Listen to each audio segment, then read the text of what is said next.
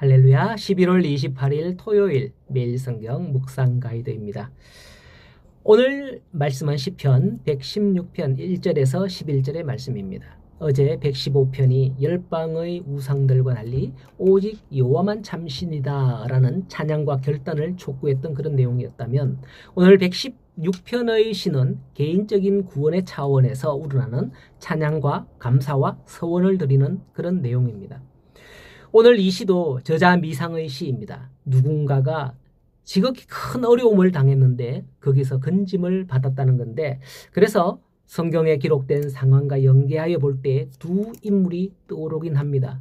하나는 다윗이 압살롬의 반역에 처했을 때의 어려운 상황이었을 때 오로지 하나님의 은혜로 해결받았다는 것에서 이게 혹시 다윗의 상황을 노래한 건 아닌가 하는 거고, 또 하나는 히스기야가 병들어 죽게 되었을 때 기도하여서 15년의 생명을 연장받았을 때의 상황, 혹시 히스기야의 상황을 노래한 건 아닌가 하는 거죠.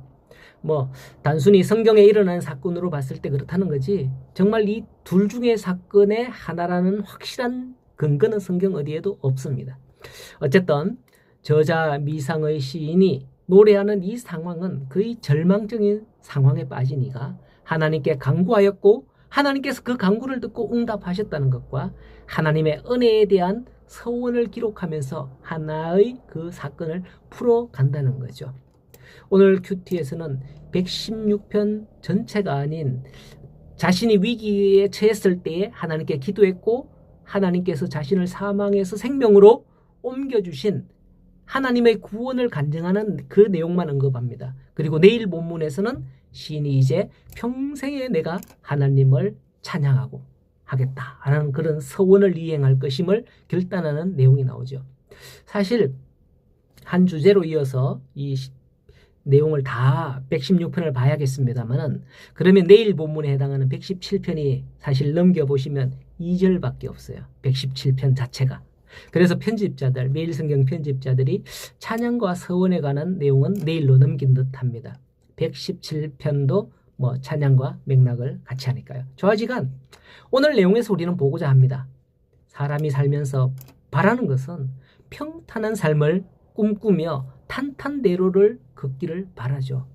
우리가 하나님께 기도하며 구하는 것도 복을 주십사 하고 어려움이 있다면 해결해 주십사 하여서 우리의 삶이 평탄하기를 바라는 기도인 거죠.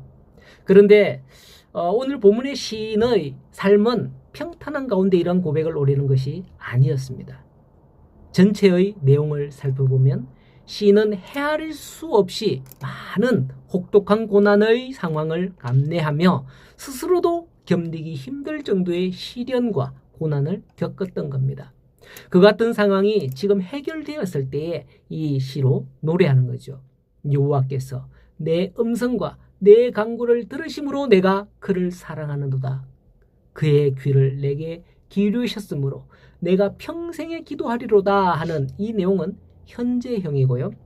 그리고 사망의 줄이 나를 두르고 서울의 고통이 내게 이르렀으므로 내가 환난과 슬픔을 만났을 때에 내가 여호와의 이름으로 기도하기를 여호와여 주께 기도하오니 내 영혼을 건지소서 하였도다.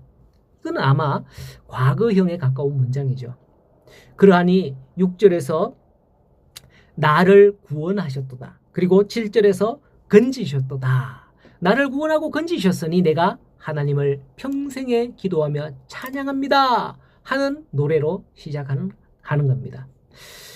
사실 누구도 그와 같은 상황 속에 갇혀 있을 때 오직 여호와만 바라보고 기도하기란 쉽지 않습니다. 지금 우리는 기도하면 되지 않겠나 생각하겠지만은 막상 그런 일을 당하다 보면 기도보다도 다른 게 먼저 생각나는 거거든요.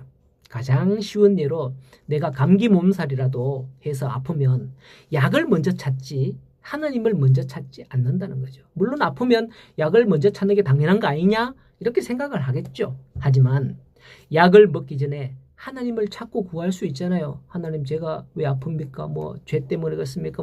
물론 그렇게 하나님 제가 이 약을 먹고 또 몸이 빨리 회복되기를 바랍니다. 이렇게 말이죠. 그런데 이 간단한 일조차도 우리는 그렇게 하지 않고 있을 때에 우리가 큰 일을 당하면 물론 목사님께나 다른 분이 알 때에 기도해 달라고는 그렇게 하지만 정작 본인이 그걸 해결하기 위해서 더 동분서주하게 되는 것을 봅니다. 기도보다는. 쉽지 않은 상황이거든요. 성도 여러분. 이러한 본문의 상황은 오늘 우리가 살아가는 현실 가운데서 결코 잊지 말아야 할 소중한 교훈을 줍니다. 많은 사람들이 현실 속에서 믿음의 괴리감을 느낀다는 거죠. 그러나 여러분, 상황이 그렇다 해도 믿음을 버리지 마시기 바랍니다. 성경에 기록된 바 하나님의 약속은 우리에게 변함없는 진리임을 믿고 받아들여야 합니다. 현실이 그렇지 않다 해도 믿음과 현실 사이에 괴리가 느껴진다 해도 말씀으로 그 간극을 메우기를 바랍니다.